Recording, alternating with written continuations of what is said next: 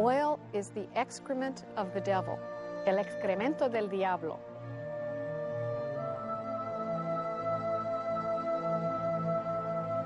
Oil is black blood.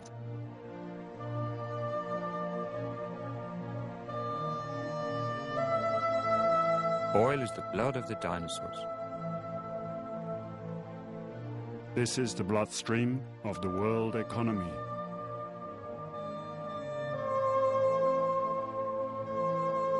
Oil is the blood of the earth.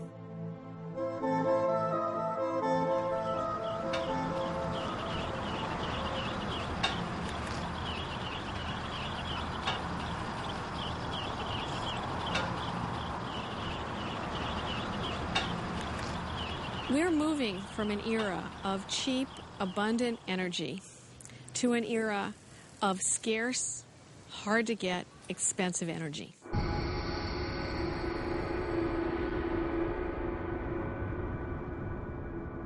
At the same time, we are making ourselves dependent on some extremely unstable regimes in some very nasty parts of the world.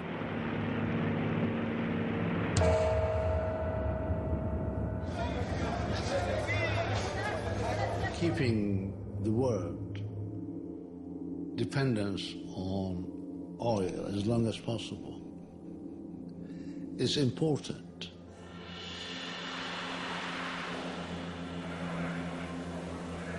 Not 1 in 50, not 1 in 100 of the people in our country have any inkling of the potential problem that we're facing.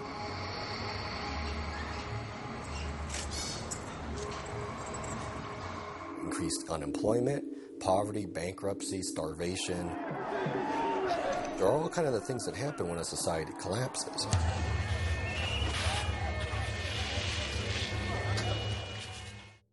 So we enter an entirely new world of quite unbelievable dimensions, and yet it's only a few years away.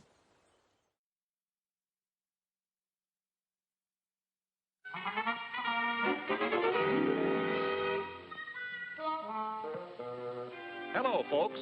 I'm a carbon atom, and since I'm an essential part of each of the hydrocarbons in crude oil, I'm here to give you the inside dope on gasoline. Oil is not like wheat. We are not growing it every year. Oil is the outcome of many millions of years of geological history. The great bulk of the world's oil was formed at just two very brief moments of extreme global warming 90 and 150 million years ago.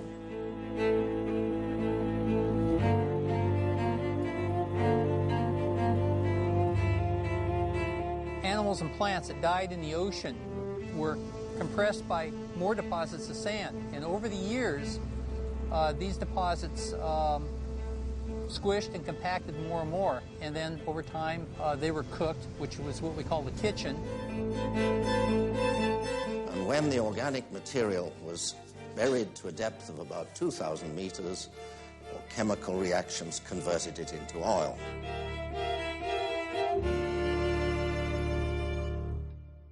This was formed once, briefly, over geological time. And so we're using this stuff up over 1 or 2 centuries.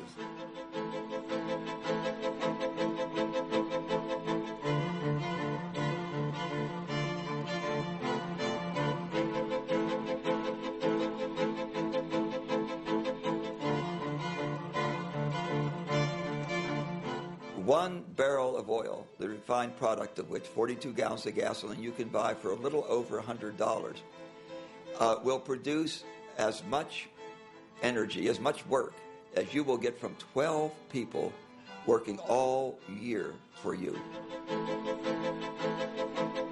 Take an average man performing physical labor for 25,000 hours to produce the amount of energy that's contained in that 1 barrel of oil. That barrel of oil, if it's pulled out of the ground in Iraq, can be pulled out of the ground for $1. You invest $1 and you get back 25,000 hours of human labor. That's an energy source that is so dense, it's essentially free energy. It's all non-renewable. It's all extremely capital intensive. And it's probably the most invaluable natural resource we've ever discovered.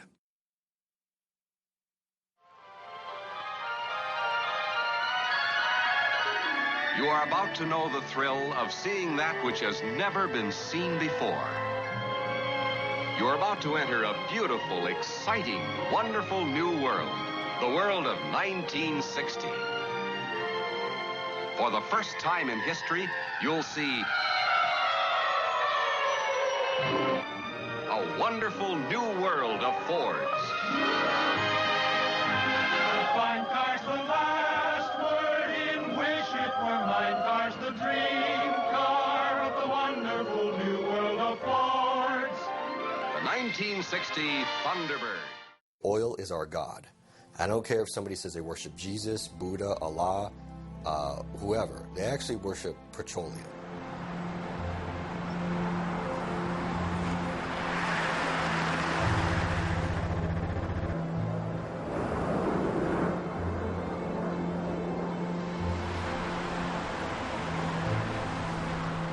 %70 of the barrel of oil is refined into transportation fuels, which include motor gasoline, diesel fuel, jet fuel, railroad fuel, and maritime fuel.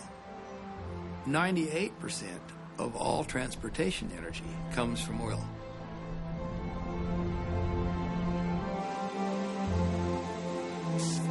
Construction of an average car consumes somewhere between the energy equivalent of 27 and 54 barrels of oil, depending on whose statistics you use.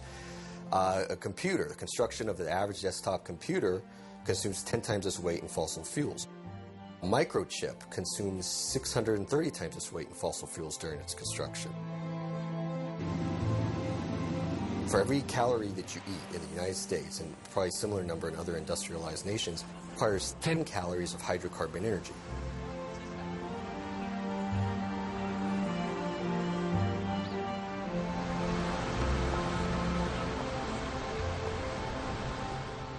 There are 6.4 billion people, I think, living on the planet now. Most of them are reasonably well fed, and that's a consequence of what was called the Green Revolution in the second half of the 20th century. The Green Revolution consists in very large measure of fertilizing land with petrochemicals, fertilizers that are derived from petroleum. Farming has changed more in the last 50 years than it did in the previous 1,000. A farmer today can work 5 times the land his father worked and still have time for leisure that his father never knew.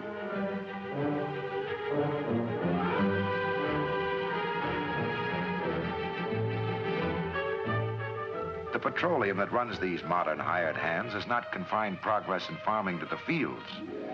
Life is easier for the farm wife, too. What it comes down to is that the oil industry has to please Mrs. Martin and millions just like her.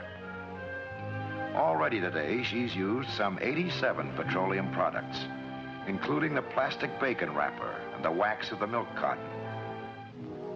She'll top 100 before the day is over. The liquids that come out of oil as it's processed and refined create the building block for all of our petrochemical, chemical, plastics, pharmaceutical, these, zillions of things. Tires, insecticides, cosmetics, weed killers, a whole galaxy of things to make a better life on Earth. And it isn't just oil companies that try to outdo each other, competing for the customer's dollar. The same story is true of almost every successful business enterprise on the whole planet. Well, whether you know it or not, every single preparation on this beautiful lady's dressing table, every single thing she is wearing is influenced by oil. Just for fun, let's take away all these articles dependent upon petroleum. Her hand mirror, cosmetics, perfume, and manicure set made of plastics. Her synthetic silk negligee, her silk under... Oh, science can go no further.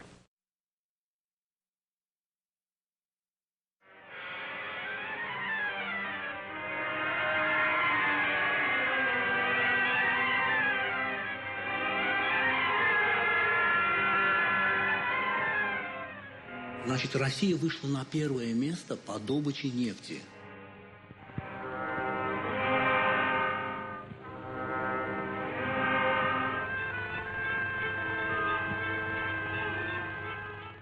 Например, если во всем мире в 1901 году, как раз в этот период, значит, Россия вышла на первое место по добыче нефти. И 95% российской нефти давал Баку.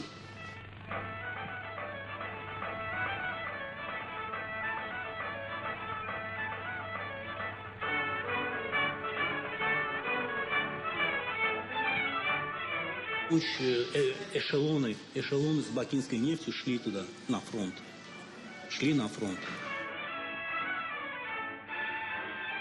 Первоначально здесь добывалась самая максимальная нефть. Здесь было добыто около 5000 тонн нефти.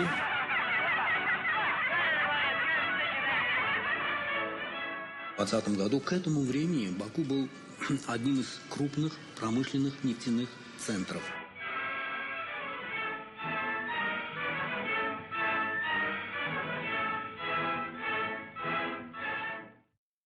Where is Daddy, Mommy?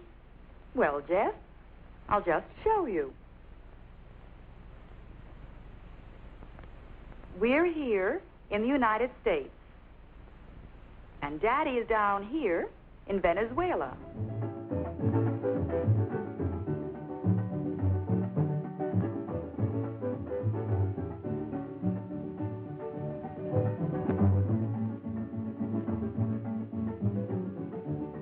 Here where the Lake Maracaibo oil fields are. That's where Daddy is working, Jeff.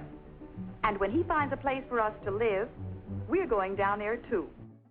Venezuela discovered oil at the beginning of the 20th century. The real first discovery was about 1914.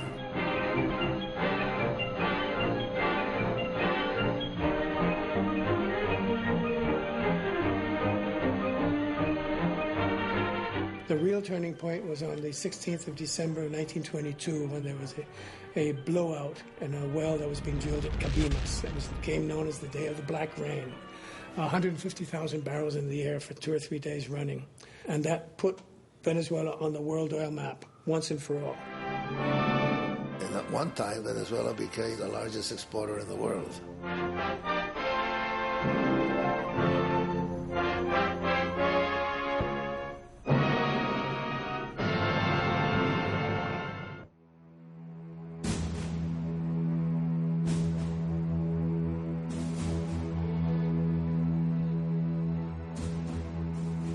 Was the United States, not Saudi Arabia or the Middle East, that was the world's leading producer of oil. And in fact, much of our military and industrial might arose out of our giant oil industry.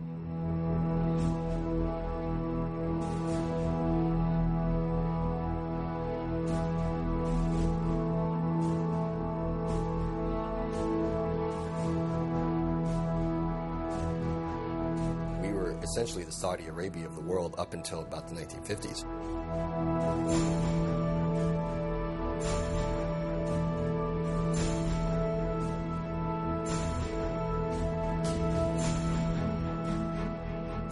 McCamey was a boomtown for many, many years. Their attitude was that this was going to last from now on. I know that those people then could not foresee you were ever going to pump all the oil out of the ground in this part of Texas. And they couldn't picture ever running out of oil because it was everywhere and got on everything.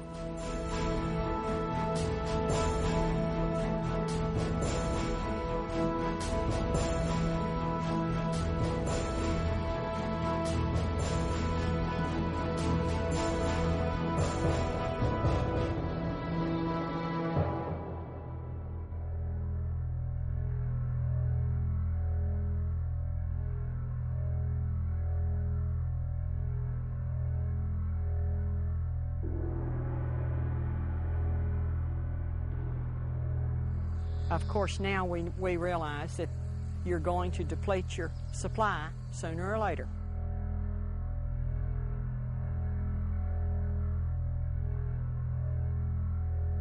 They're not making a lot of dinosaurs anymore.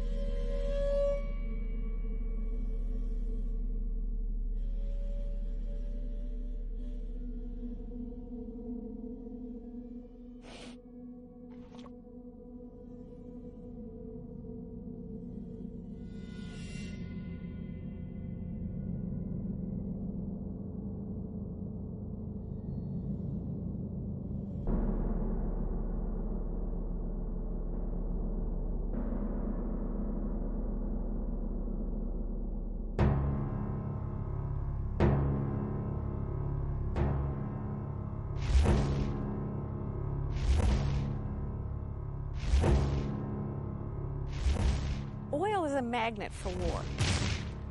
Oil starts wars.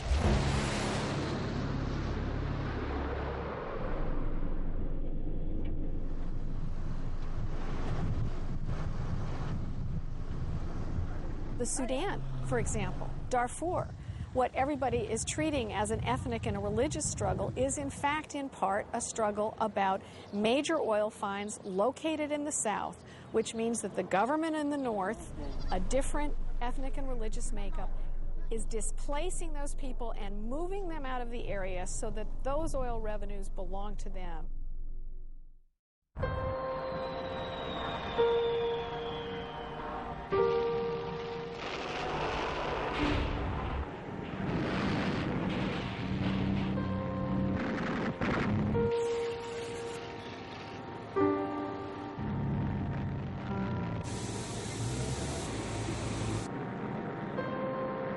Oil has always been associated with war.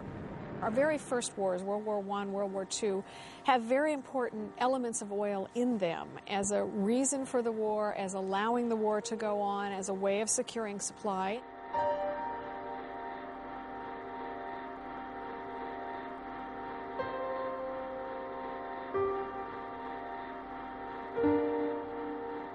Она малосернистая, да, малопарафинистая, она буквально без какой-либо обработки заливалась в танки.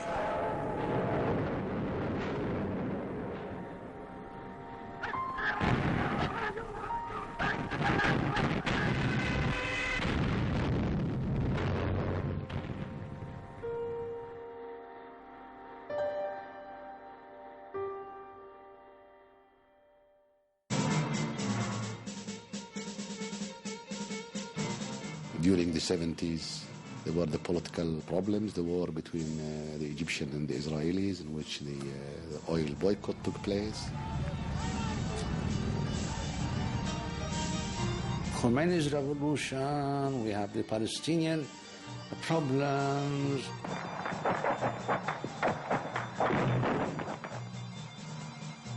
Wars between Iraq and Iran.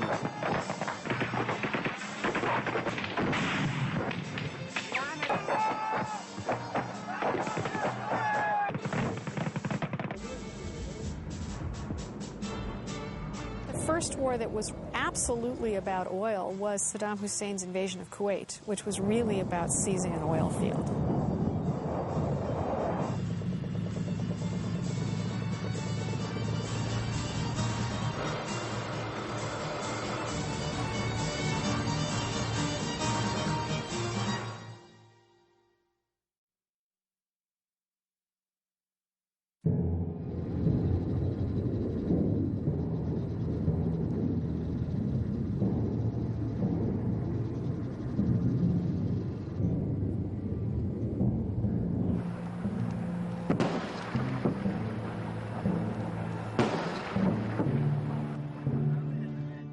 Excellency, ladies and gentlemen, Iraq oil is a giant that has been kept dormant for so many years.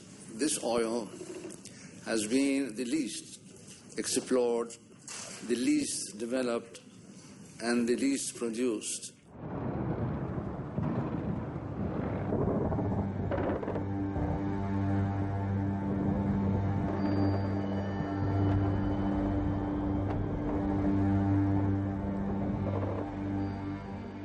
There are lots of people who will tell you that oil had nothing to do with the war if you go to Washington. And we used to call it the O word that nobody would say. But in fact, all evidence points to the fact that the United States, which did not secure areas of weapons of mass destruction, but did in fact secure the oil fields, the United States had plans to bring in U.S. companies in Iraq where they had previously not been allowed to operate, that there were maps of the oil fields involved in the planning of the war, that in 1998, long before the war, people were arguing for this as a way of securing energy supplies in the United States. I can't get inside their heads to know all of the rationale for going to war in Iraq, but there are many people who believe at least a part of the reasons for being there is the geopolitical position of Iraq and the fact that it sits right in the middle of the world's oil patch.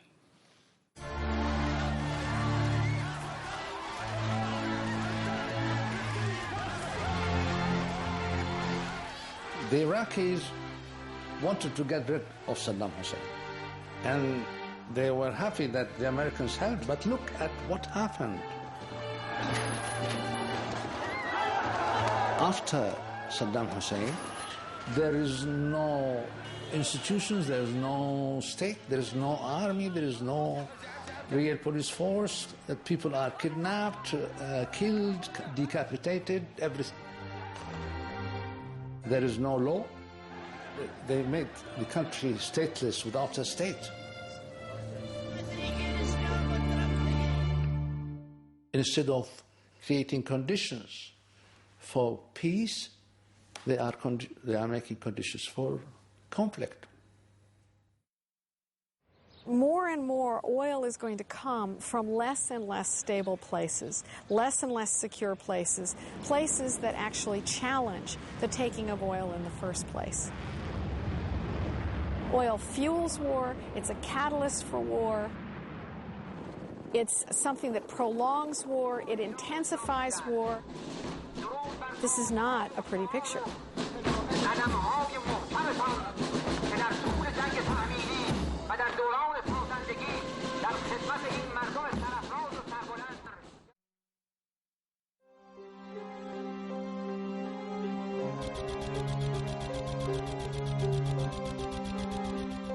I suppose that the classification of reserves depends on the motivations of the person that's classifying them.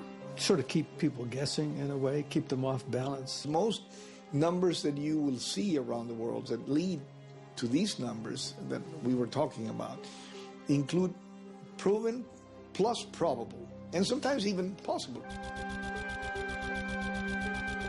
In fact, the public data is extremely misleading and misunderstood. OPEC exaggerated how much oil it's got left for all sorts of political reasons. You know, this is an old story. Casting doubt on the numbers of reserves in the Middle East as published. In 1985, Kuwait overnight added 50% to its reserves. At that time, the OPEC quota, that is the amount of oil that each of the OPEC countries could produce, was based on the reported reserves. So the more you reported, the more you could produce. 2 years later, Venezuela doubled its reserves overnight, and that caused the other countries, finally Saudi Arabia, to announce enormous increases overnight, simply to protect their production quota. And these numbers have not changed since. And it's absolutely implausible to imagine that the number should say the same when they're all the time producing. I've asked them that same question. You know, you produce 8 or 9 million barrels of oil a day, and at the end of the year, the reserves are the same as they were, you know, at the beginning, as the same as they were 10 years ago. So, well, that's our plan. That's our plan. You know, we produce this oil, and we prove up reserves to offset the oil that we've produced during the year. So at the beginning of the next year, our reserves are exactly what they were, you know, the year before. Well, whether you believe that or not, I don't know, but that's what they say. That's what they say. It's their plan. That's the way it works. OPEC countries do not care about what might happen from now, 20 years from now, or 30 years, or 40 years from now. They care about what they get now, today. Because these are politicians, they want more money to spend, rationally or irrationally, whatever it is, but they have budgets, and they became prisoners of their budget. What may happen 20 years from now, by that time they are dead. They don't care.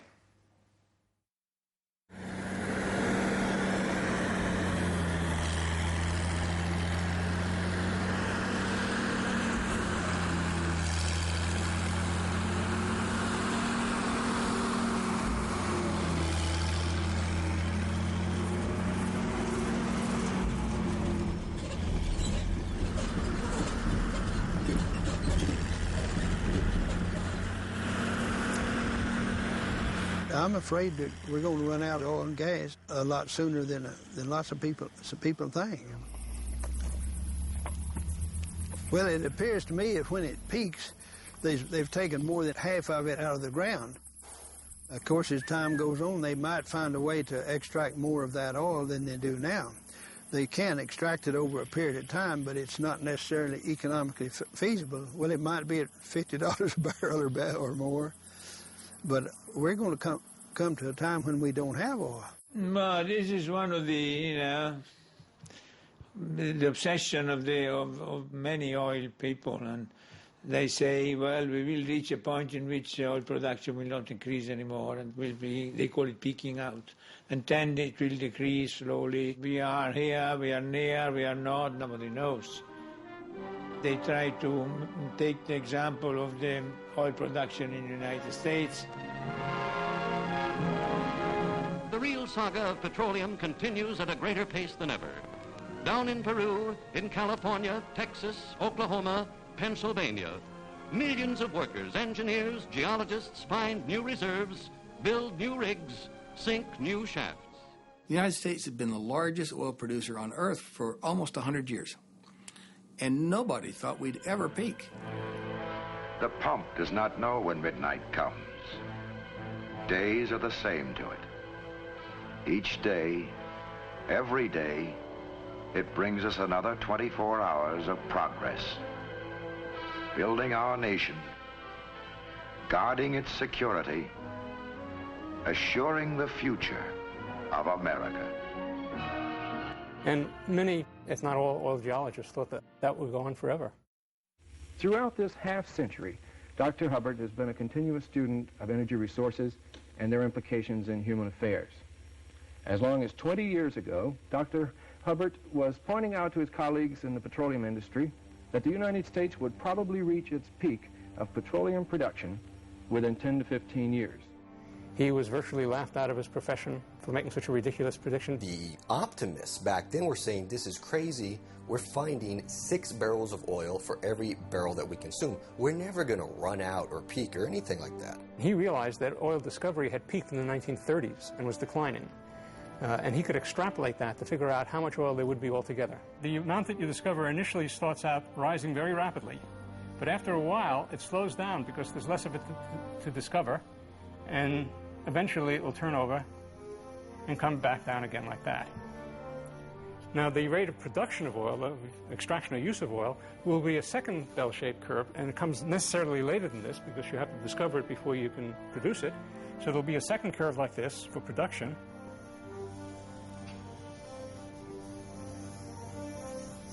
And it too will eventually go to zero. And this peak here, the peak in the production curve, is what's referred to as Hubbard's peak.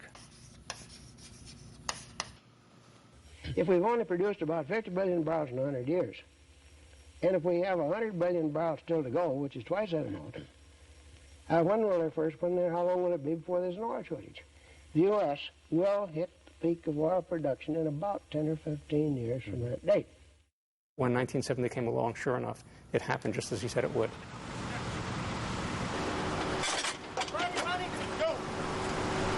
It turns out that in December 1970, the U.S. peaked at 10.2 million barrels a day, and then oil prices went through the roof.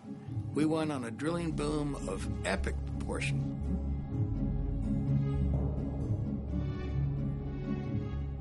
Ten years later, we were drilling and completing 4.5 times more oil wells than we were doing back when we peaked. And our domestic oil production from the lower 48 and the shallow waters of the Intercontinental Shelf had already declined from 10.2 million barrels a day to 6.9 million barrels a day. Doesn't sound terribly illogical. If we've been living on more oil consumed every year than we found for 30 years, I guess it's inevitable that sooner or later we were going to reach that. The last great frontiers of new oil discoveries turned out to be Alaskan North Slope oil, Siberian oil, and the North Sea. And those discoveries happened in kind of 1968, 1967, 68, and 69.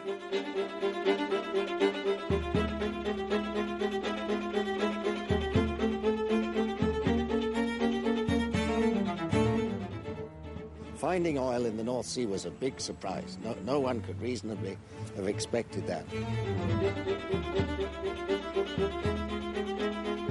Our famous Lady Thatcher came to power. She said, we want initiative and enterprise and enthusiasm and competition and all these things. And sure enough, everybody went to produce oil as fast as they knew how. But there's a strange irony relating to this subject, that the better you do the job of exploiting oil and gas, the sooner it is gone.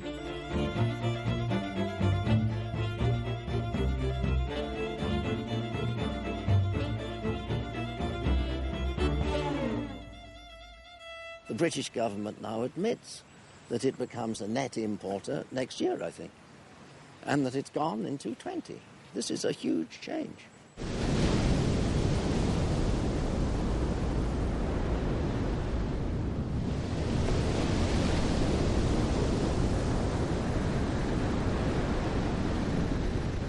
So to imagine that there's anywhere mist as big as the North Sea is just implausible.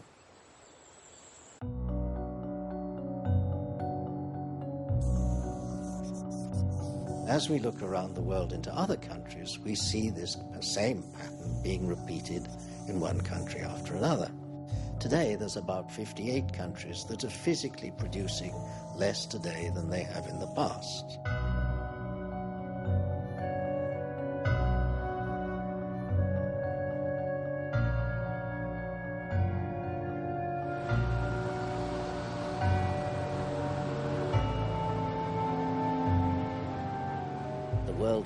Has now been sufficiently explored for the oil industry to know now all the promising areas, all the big promising areas have been identified. We're always a drill bit away from some fabulous new territory. That's the great thing about exploration. But realistically, it's been a long, long period of time since we've actually discovered a significant new basin. I am hopeful and optimistic about the way innovation, scientific technology, and oil engineers can continue finding more oil.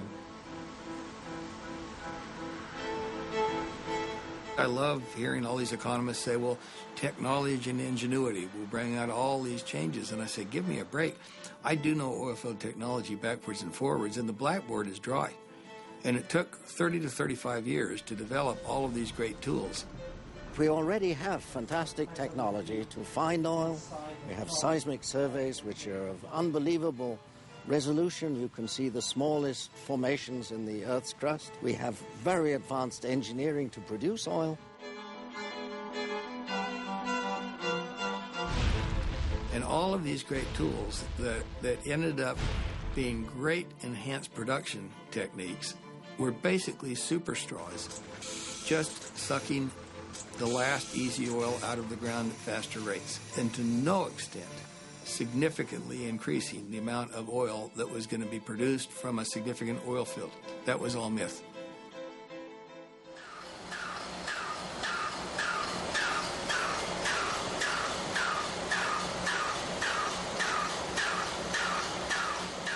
Some oil is cheap, easy, fast to produce. Others is the exact opposite. There's a big difference between producing oil from a free-flowing well in the Middle East that just comes roaring out and digging up a tar sand in Canada, which is more or less a mining operation. They're using more energy from natural gas to produce the oil than they're getting from oil shales and tar sands. So even the fact that people are saying, well, we're going to tap the oil sands, that right there tells you that we're close to peaking, because you don't go to those areas unless you've used up all the good stuff.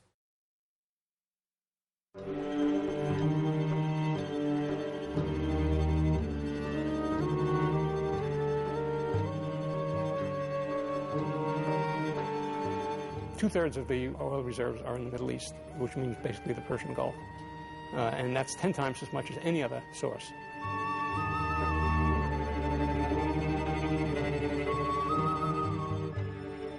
Right now, really the only region of the world that hasn't peaked is the Middle East.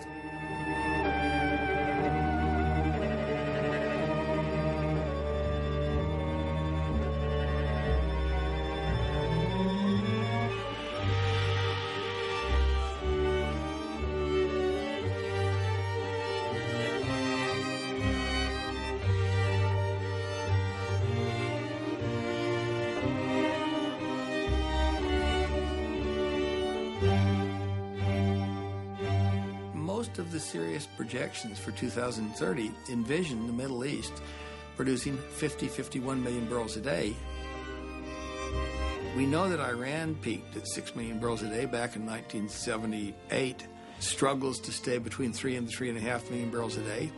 Kuwait struggles to keep their 2.5 million barrels a day intact. Maybe we can add 500,000 barrels a day. Maybe the UAE can add 500,000 barrels a day. So to get there, you would have to have Saudi Arabia be producing between 20 and 25 million or even 30 million barrels a day. Those days are long gone. Up to 15 million barrels a day is now their sort of new magic number for 50, 75, even 100 years. There are other powerful voices within Saudi Arabia that are clearly sending the message out. 12 million barrels a day, yeah, that's probably okay, but we really shouldn't even think about producing any more than that, ever. They had an intense exploration effort for the last 35 years, and with the exception of one field, the Hatta field, that's the only significant exploration success they had from 1967 through 2005. If Saudi Arabia has now exceeded their sustainable peak supply, then I would argue with some clarity that the world has now exceeded sustainable peak supply.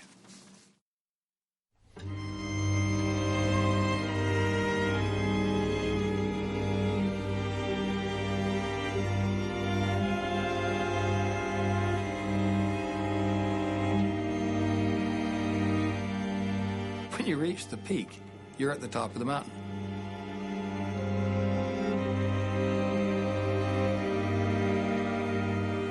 Sometimes down the other side is very, very gradual slide, and other times down the other side is fairly stiff.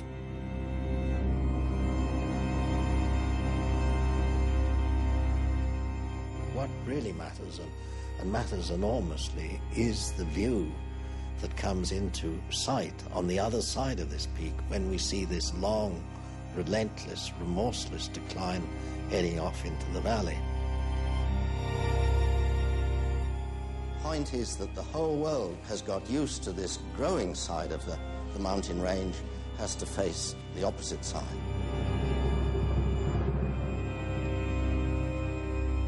We have moved now to the point in which virtually everyone accepts that there is a peak. M. King Hubbard had predicted that worldwide it should be occurring about the turn of the century.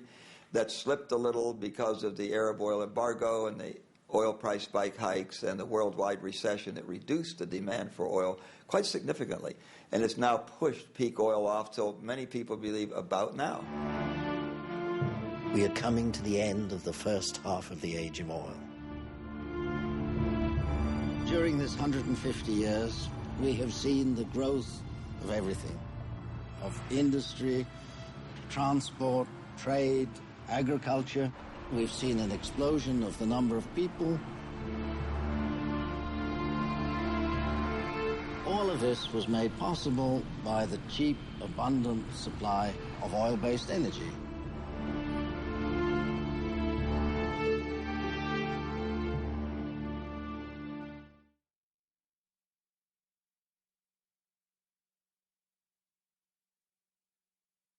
Demand is on the march, and supply is flattening out. You will have to supply, if you want to meet the demand, from the current level of 80 million barrels a day to 120 million barrels a day in year 2030. But in order to meet that profile, you would have to add new oil in the amount of 200 million barrels a day, because a lot of that new oil will have to go to compensate for depletion of existing wells.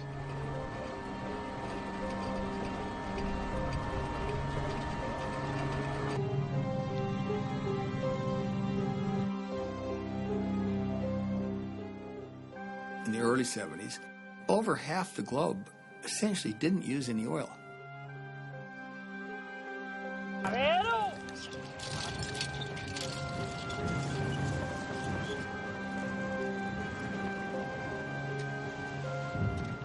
The only serious oil consumers were Europe, not an awful lot in Japan, the United States, Canada, and the former Soviet Union.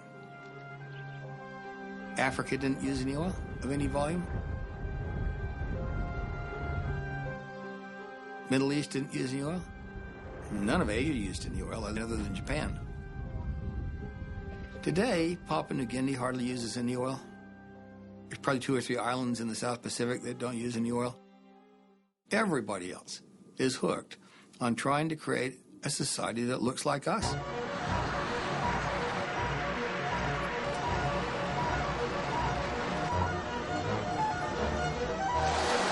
The demand for energy is rising faster than was predicted even 5 years ago. So people all around the world can see the way the developed countries of the world live and how good a life the people have in those areas. So they want to emulate us. They want to be able to drive cars. They want to live in nice houses. They want to have air conditioning and refrigeration. And why shouldn't they?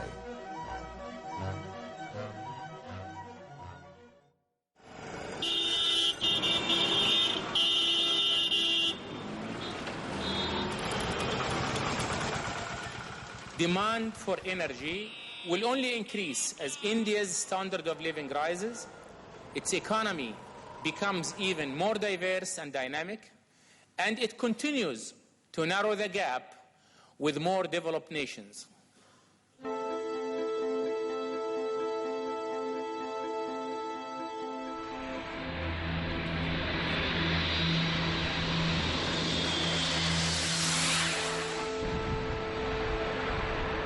China is not about to have a hard landing. They're exponentially expanding their need for energy.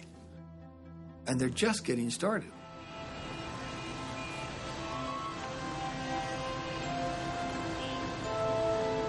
Most urban Chinese believe that they will own a car within 5 years. It's the fastest growing automobile market on Earth.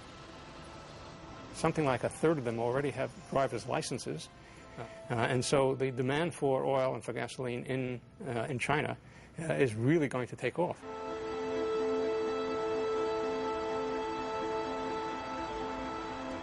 Last year, China increased their importation of oil by 25%. They're now the #2 importer in the world. They increased their use of oil. I read a figure, 14.7%. I don't know how you get that precise. But that's very consistent with an economy that's growing at 10% a year. And by the way, a 10% growth rate doubles in 7 years, 4 times bigger in 14 years, and they're requiring more and more energy.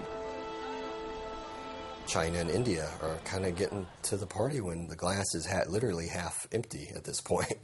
So they're going to have to fight with the rest of us to get what's left.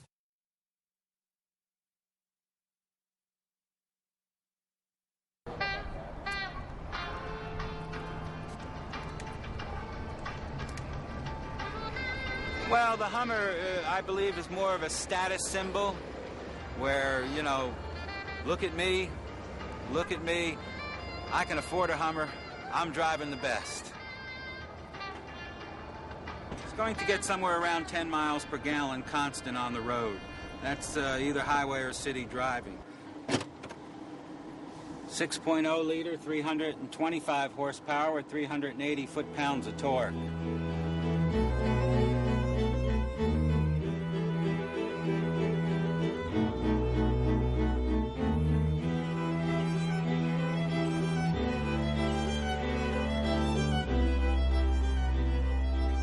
Well, we are a role model, whether we like it or not. We use 25% of the world's oil. We're only one person in 22 We have only 2% of the known reserves of oil.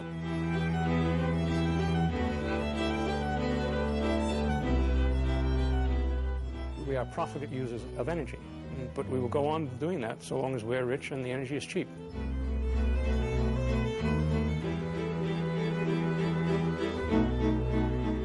We pay more for bottled drinking water than we do for gasoline. Gasoline is just about the cheapest liquid you can buy in the United States, and as long as that's true, Americans are not going to be concerned. For service that is tops and gas that's extra fine, there's a smile for every mile at the S.O. sign. E-S-S-O makes your car go. Happy motoring. In America, we right now think that people are having their eyes gouged out, paying $3.20 for a gallon of gasoline. That's 20 cents a cup. And 20 cents a cup sounds pretty trivial, but if you have a passenger car, average American passenger car, you can get 1 to 6 people in it, throw a bunch of stuff in the luggage, in the trunk, go 1.5 miles in 20 minutes for 20 cents.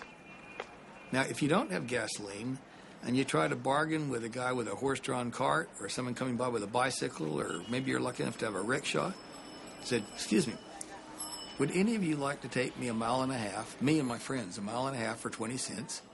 Those people would laugh at you.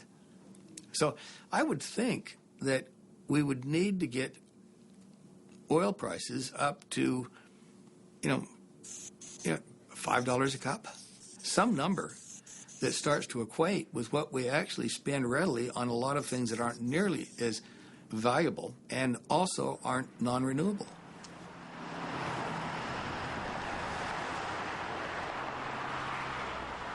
People in the third world countries cannot understand why, for instance, the Europeans, they tried their best in conservation measures, in taxation measures, and the Americans are not doing it.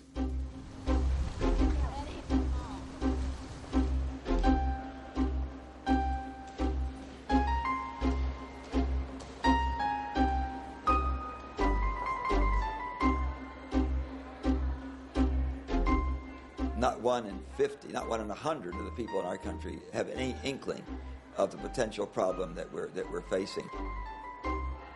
If we wait until peak oil to start making the transition, there will be very serious economic consequences. If we anticipate it by 10 years, there will be meaningful economic consequences. To have no economic consequences, you need to anticipate it by 20 years. I'm almost dead certain we don't have 20 years. I don't think we have 10 years. I think we're pretty much there. Thank you all for coming. Please be seated. Lay the facts out for everybody to see.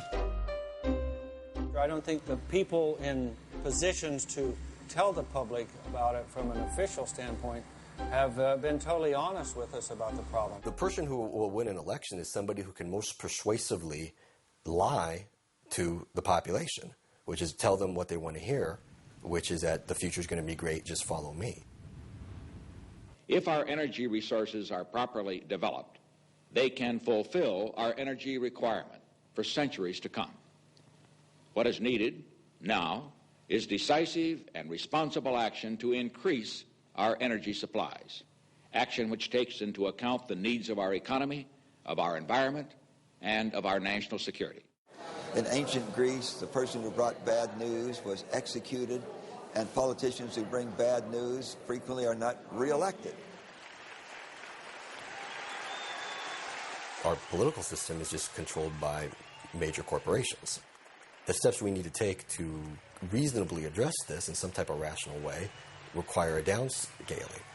So if you're the CEO of a big company, are you going to contribute money to the politician who says, hey, I want to slow down the economy, I want to sell fewer cars, because we want people to drive less, and that'll cause, their cars won't need to be maintained as much.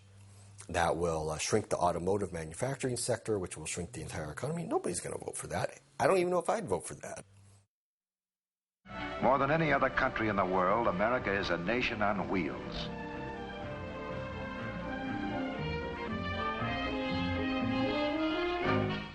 The automobile and the power behind it have been major factors in the growth of our country. We can drive anywhere we want to, at any time, for any reason, including fun. We're in some ways a victim of our own success.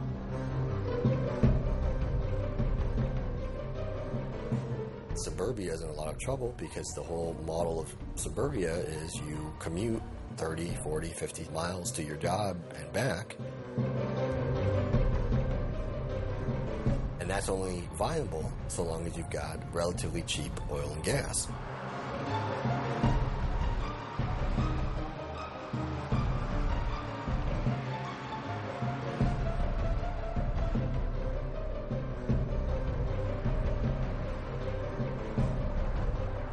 Not just that the country is spread out, we've evolved our cities for the use of cars. The cities would have to be rebuilt from scratch practically to have more efficient, usable public transportation. This is quite different from the cities in Europe, which were already basically in place before the car was invented.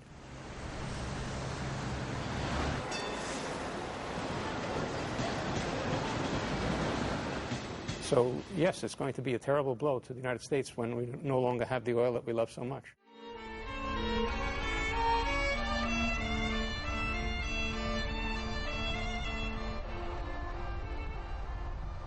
But we have waited so long, and the three things that we need are now in very short supply. One of them is money, and in our country we don't worry about money. We just borrow it from our kids and our grandkids and accumulating a debt.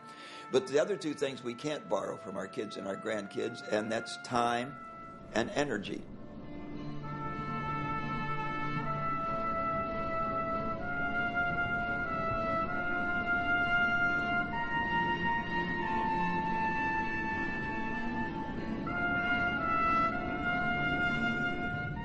In order to make energy available to invest and buy time, we have to have a very vigorous conservation program.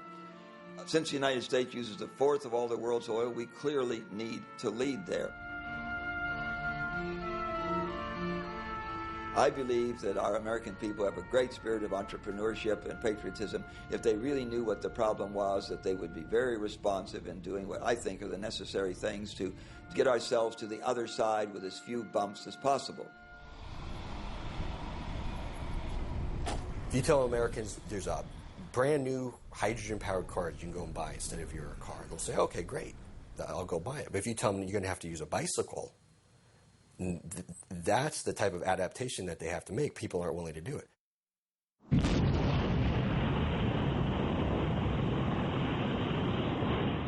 Sunday, July 20th, 1969. Around the world, nearly 1 billion people watched this moment on television as the first man from Earth prepared to set foot upon the moon. If a president of the United States, as JFK said in 1960, we will put a man on the moon in this decade, and we did. It was an enormous technical challenge to do that, but we did it. If a president of the United States said, I challenge our scientists and engineers to teach us how to kick the fossil fuel habit in a decade, I think it could be done. Well, the problem we're facing is probably more like colonizing Pluto than putting a man on the moon. Okay, if JFK had said, we're going to have 100,000 people living in 3-bedroom houses on Pluto in 10 years, well, obviously we would not have been able to accomplish it.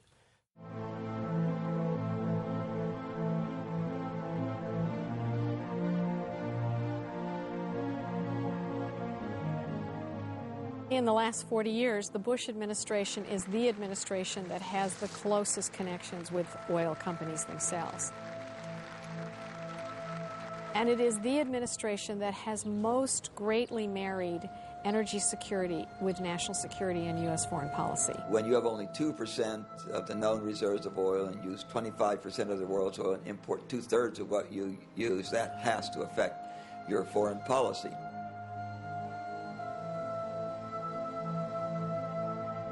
They believe that the way to secure oil supplies that would in fact get the support of the American people and create a more stable world is to democratize the Middle East. They believe that this issue of promoting democracy to the Middle East is a way of actually securing oil supplies. East and West are united in pioneering a new frontier of progress. serving the interest of the Saudi Arabs, serving the interest of the United States, and demonstrating the vitality of the American system of free enterprise. A system which, from this new frontier, is pumping into the trade of the world oil, one of the materials that is making a truly great contribution to our modern civilization.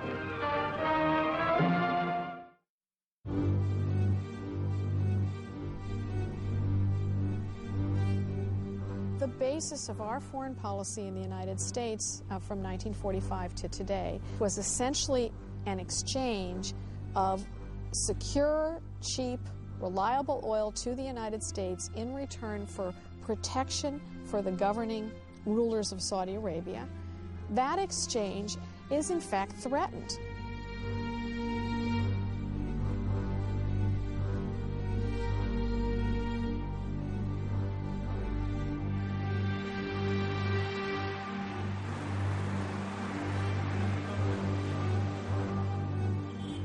Ten, 15 years ago, the per capita income in the country was about $28,000. Today it's $6,000. There has been a huge drop in the standard of living of the average Saudi.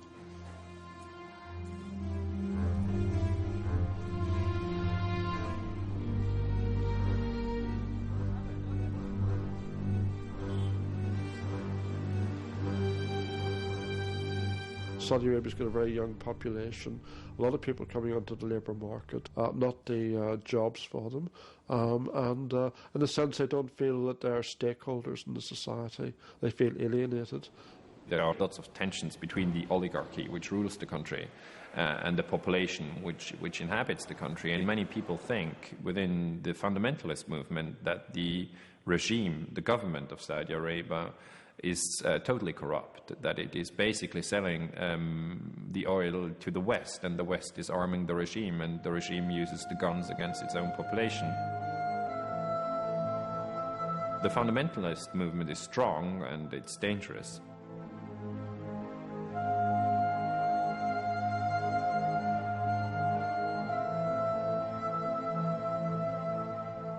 No doubt that some of these people who are making problems in Iraq and committing terrorist atrocities are actually Saudis. This is a formula for real conflict. This is a formula for a country that is on the way to some very, very dangerous outcomes. The stability of Saudi Arabia over the long run is, in fact, questionable.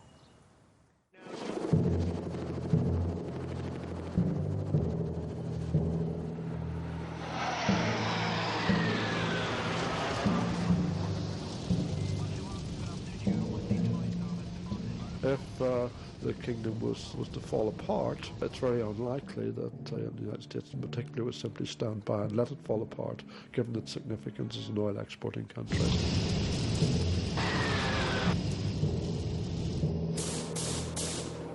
We would see certainly U.S. intervention, despite all the lessons and the problems that have been associated with Iraq. One thing that many people, me included, fear is that when this happens, we will simply go and take by force of arms the oil that we need. And that will make us into a very different country and the world into a very different world. We're looking at essentially a generation-long, multi-generational resource wars. Ultimately, there really are only two options. One is to militarize the taking of oil, which means to get your population to understand that if they want to continue to drive SUVs and have the cars and consume energy in the way they are, that they will be in war after war. The other position is to begin to prepare for what we all see coming, which is an end to the era of cheap oil, and to invest in alternative technologies for energy that are cleaner, safer, and have less detrimental effects on the political and social makeup of oil exporting countries themselves.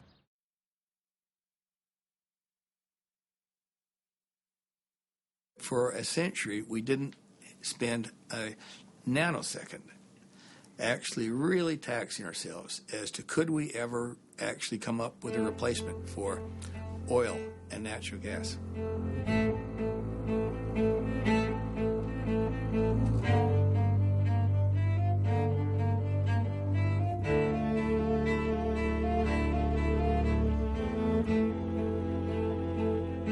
İnanırıq ki, bəşəriyyət insan zəkası o qədər böyükdür ki və tükənməzdir ki, o insan zəkası o qədər inkişaf edəcək ki, o neftin mütləq nəsə bir alternativ bir şey tapılacaq da, ne diyeyim sizə, yanacaq mənbəyi deyimi, ya qida mənbəyi kimi tapılacaq və mən buna arxayınam.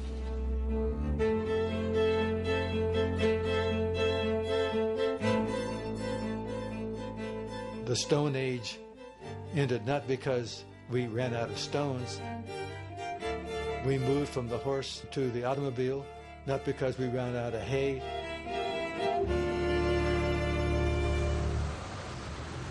I don't dismiss the ingenuity of man.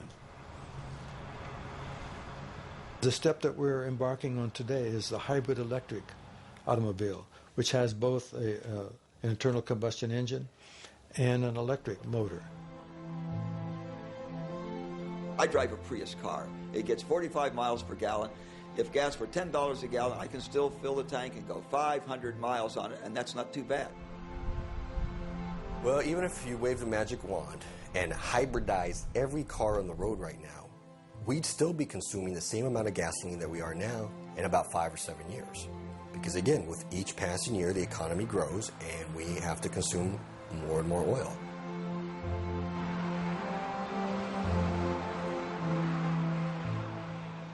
We have very big challenges to face in this century. This is a planet that has 6 billion people on it now, perhaps 9 billion people by the end of the century. The problem is enormous. 14 terawatts of energy we need by 2050. We need a new source of that much energy. That's equivalent to 220 million barrels of oil per day.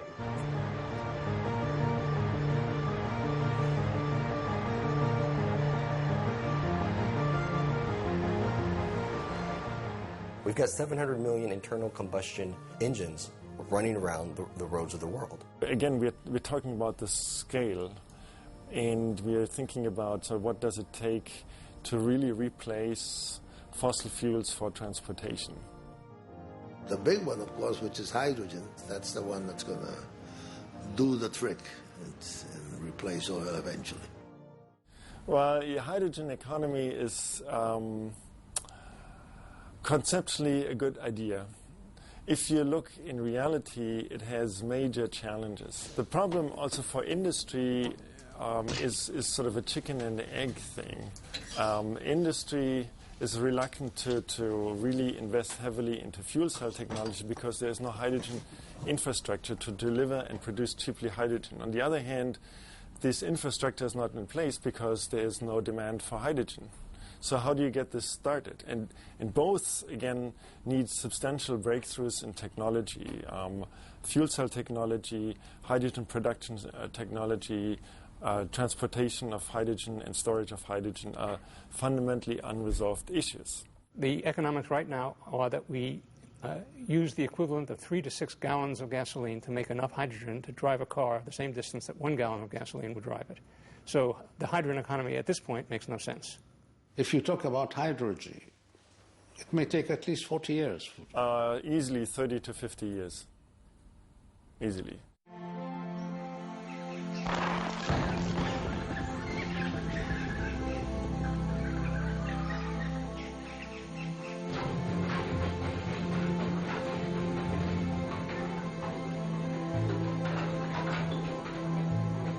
The principal drawback to biomass is that it's generally pretty inefficient.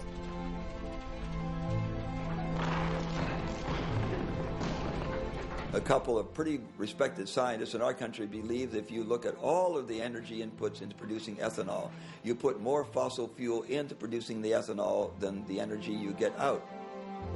The quantities that could be made available from ethanol and biodiesel are very, very small.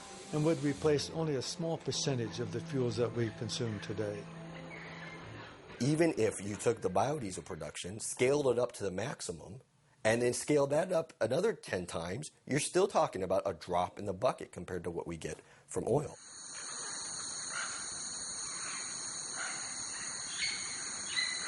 How much of our food acreage are we going to convert to growing fuel? How much world hunger can we stand if that's the fuel of choice?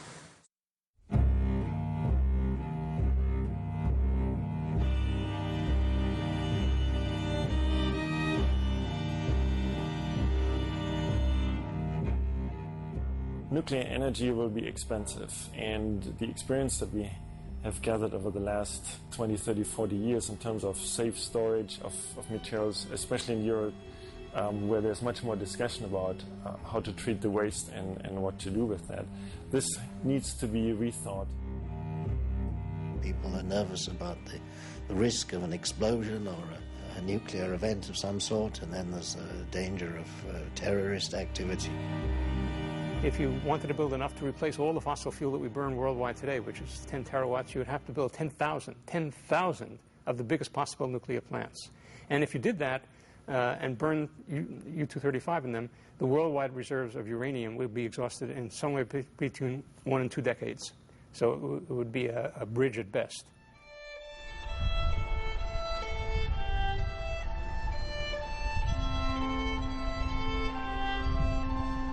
Wind energy is becoming more popular and economically viable, but because of its intermittency and low power density, it will never contribute more than a small fraction of our energy supply.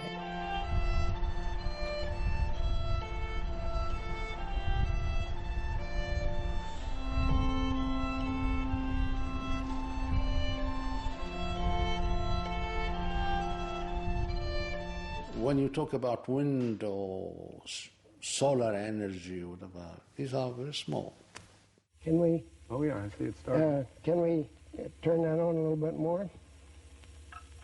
Oh yeah. There. Okay. So here, this is actually an artificial light. In sunshine, this does the same thing. And so this little machine is converting light directly into electric power. It'll convert 10 or 12% of sunlight directly into electric power.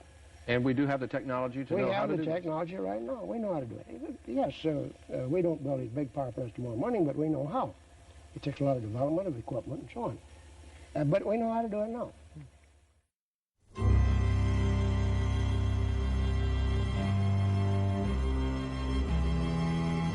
The total amount of sunlight that falls on the planet is 20,000 times the amount of fossil fuel power we're using now. So we are awash in sunlight. There's plenty of energy from sunlight. We just haven't begun to learn how to use it properly. The real barrier to implementing solar electricity now is its cost.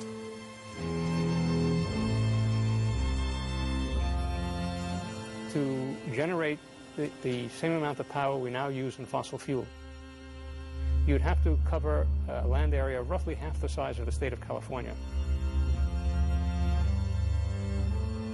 All of the solar cells made in the world up to now probably would only cover about 10 square kilometers. It's a tiny fraction of it, so not impossible, not unthinkable, but really a huge technological challenge.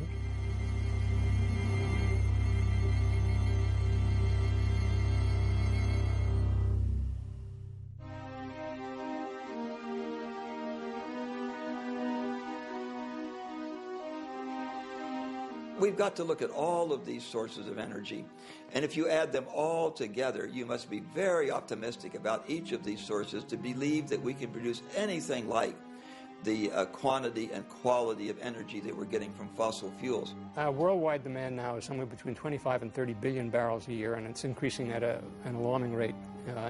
And that's really where the problem is. The demand is so huge, there is nothing that we can imagine to replace oil in those quantities.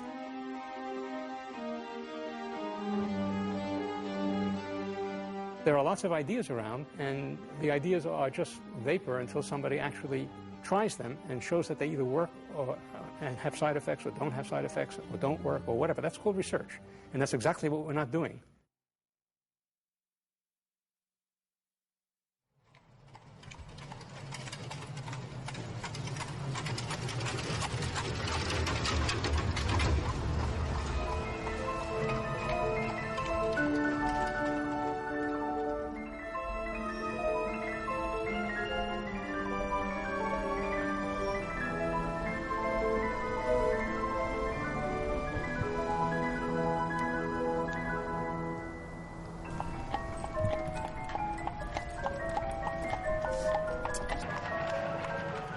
You can't undo where you are. So evolution is always forwards. We're never going backwards. So we will never be back to the farm, and because the evolution just went in a different way. So we basically just have to adapt to the new conditions. It's very unlikely that once we've run down the other side of Hubbard's Peak, that we're going to be able to maintain the kind of lifestyles that we're now maintaining. This oil is so cheap. It's so readily available. There was just such an enormous temptation to exploit this and to set up a quality of lifestyle that it will be impossible to maintain. There's something about a horse that has an appeal that the automobile doesn't. I mean, the horse is a living thing, and it's oftentimes between an owner and a horse, a certain amount of affection develops.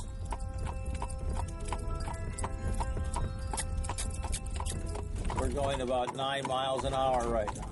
Come on.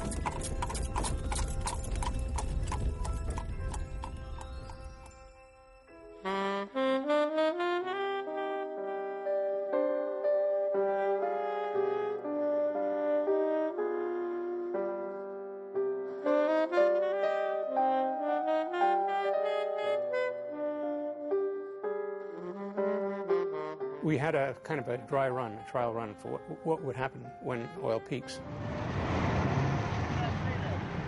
No gas. No gas today? No. There was a temporary peak in 1973. Middle Eastern OPEC countries were angry about the 1973 war in Israel, and they embargoed the oil. And we immediately had panic for the future of our way of life and mile-long lines at gas stations.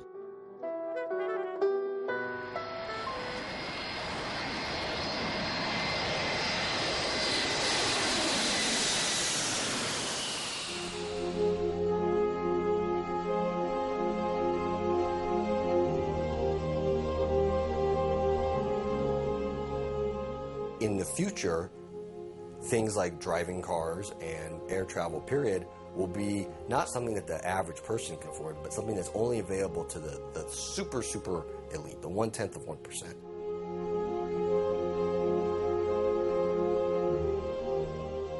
A graduate student came to see me and he said, "Tell me, will my grandchildren ever ride in an airplane?"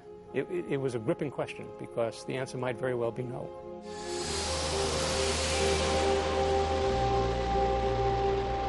I would say air travel will substantially stop.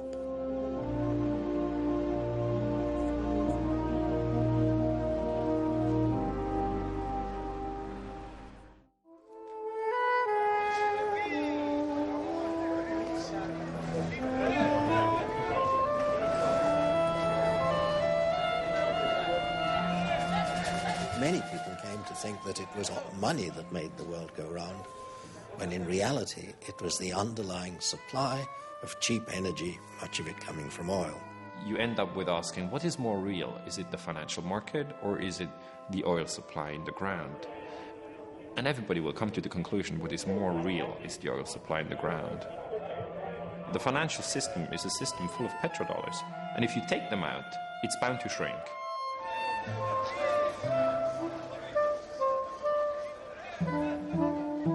There isn't a company quoted on the stock exchange that doesn't tacitly assume a business-as-usual supply of cheap oil.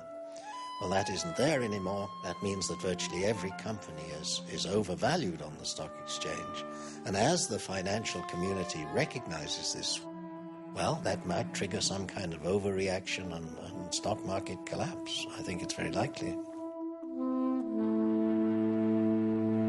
I wouldn't be surprised personally if it doesn't trigger another Great Depression comparable to the one of the 1930s, if not worse, because this one is imposed by nature rather than being a speculative bubble.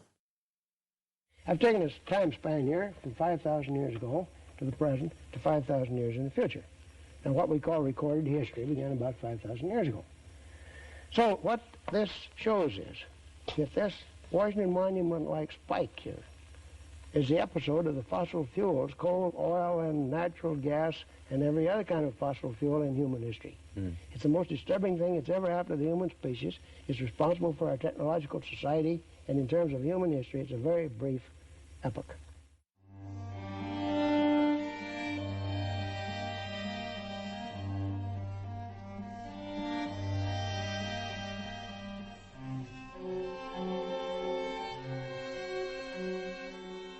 At the time of Christ, there were about 300 million people on the planet, which had somehow about doubled by the end of the 18th century when coal came on.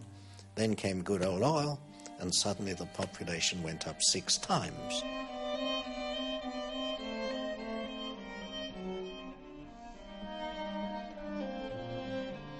I don't think that we could sustain the present population of the globe, much less what it will be in 20 or 30 years, without the use of petrochemicals. Does it mean we've got to go back to a population not much different from what it was before oil?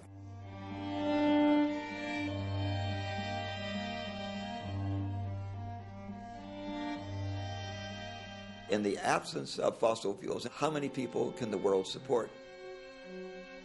Many people believe maybe 1.5 billion, 2 billion people.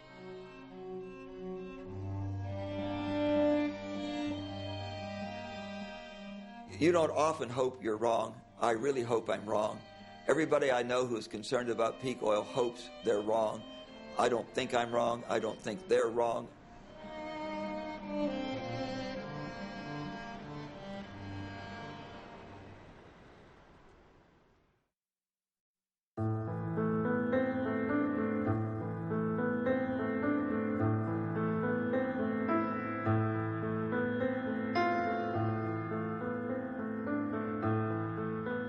We're facing some sort of unprecedented, unparalleled situation, and that explains why it is so difficult for one to really accept it. One thinks there's got to be a solution.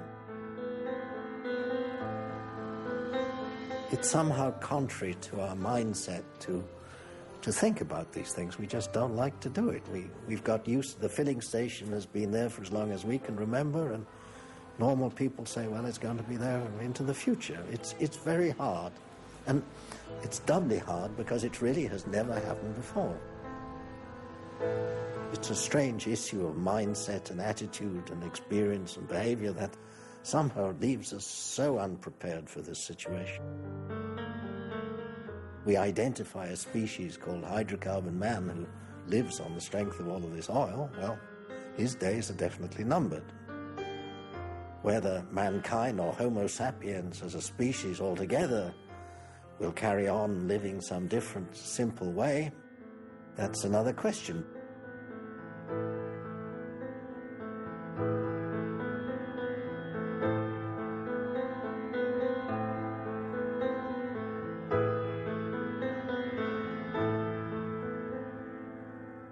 Right now, we don't have the kind of political leadership. I don't mean only we in the United States. I mean the whole world doesn't have the kind of political leadership that would make us aware of this problem and do something about it.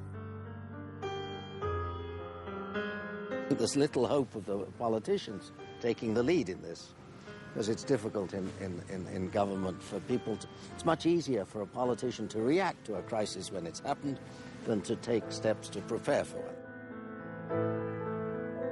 It's only when the public calls their representatives in Congress and says, you must do something, and we are prepared to support you in whatever actions you take. You don't have those telephone calls being made today.